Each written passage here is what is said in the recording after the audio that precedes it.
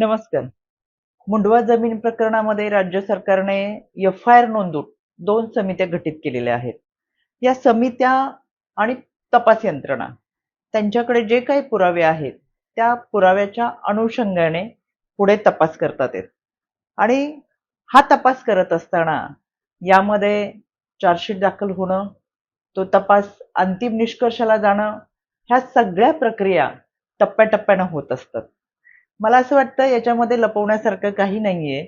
पहिल्या दिवशीच आदरणीय अजितदादांनी आपली भूमिका स्पष्टपणे मांडलेली आहे आणि ज्या समित्या आहे, जी तपास यंत्रणा आहे, त्याला संपूर्णपणे सहकार्य हे पवार कुटुंबियांकडून होत आहे. असं असताना सुद्धा अंजली दमणे जेव्हा म्हणतात, की दिग्विजय पाटील यांना चौकशीसाठी बोलवलेलं आहे, पण लग्नामुळे त्यांना लग्न झाल्यानंतर येण्याची परवानगी दिली आहे. दुसरीकडे अंबादास दानवे म्हणतात, दिग्विजय पाटील यांच्यावरती कारवाई का नाही? तर मला असं वाटतं विरोधक हा प्रचंड गोंधळलेल्या अवस्थेमध्ये आहे आणि म्हणून त्याला दादांना टार्गेट करायचं हे संपूर्ण महाराष्ट्र बघतोय. तो त्यांचा अजेंडा आहे. काही हातात असो नसो, कोणता पुरावा नसला तरी मीडिया समोर जायचं आणि दिवसभर टार्गेट करायचा हा एक कलमी कार्यक्रम विरोधकांचा आहे. पण मला त्यांना एक सूचना करायची आहे. अंजली दमण यांना काय सांगायचं ते त्यांनी अंबादास दानवेंशी बोलावं.